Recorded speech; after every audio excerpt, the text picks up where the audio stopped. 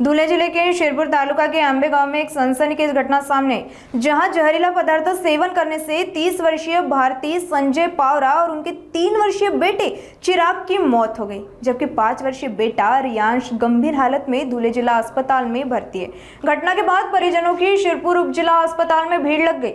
जानकारी के अनुसार भारती पावरा अपने दोनों बच्चों के साथ जहरीला पदार्थ सेवन की अवस्था में पाई गई थी। पुलिस इस मामले को संदिग्ध मानते हुए जांच कर रही है कि यह हत्या है या आत्महत्या। बाजेनाव पावरा संदीप सरदार, राहणार भोयटी।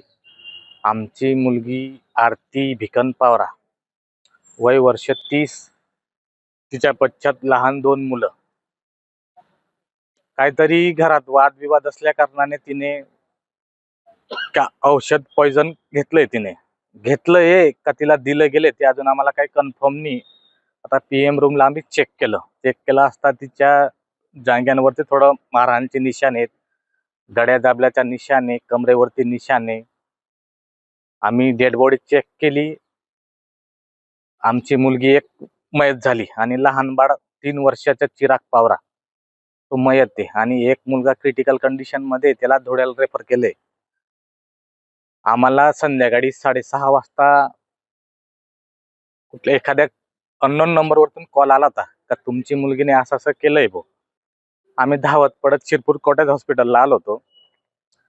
आल्या असता त्या पश्चात जे आमचे ते मुलगीचे मिस्टर आहेत संजय पावरा आणि त्यांचे वडील म्हणजे मुलगीचे सासरे, त्यांना आम्ही विचारलं की बुवा आमची मुलगी कुठे आहे। त्यांचं म्हणणं असं की तुमची मुलगी तब्येत बरी बुवा, ती प्रायव्हेट हॉस्पिटलला ऍडमिट आहे। एक मुलगी आणि तो छोटा बाळ ऍडमिट आहे बुवा। एक छोटा बाळ तर आमच्या समोर डेड बॉडी पडलेली होती।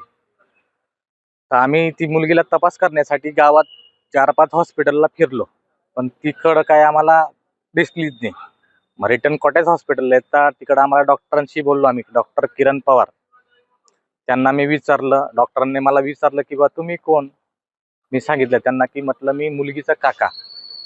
तर डॉक्टरांना मी विचारलं की बुवा आमची मुलगीची कंडिशन कशी, तुम्ही कुठे रेफर केलं, शिरपूरला एखाद्या प्रायव्हेट हॉस्पिटलला रेफर केलं का धुळ्याला रेफर केलं।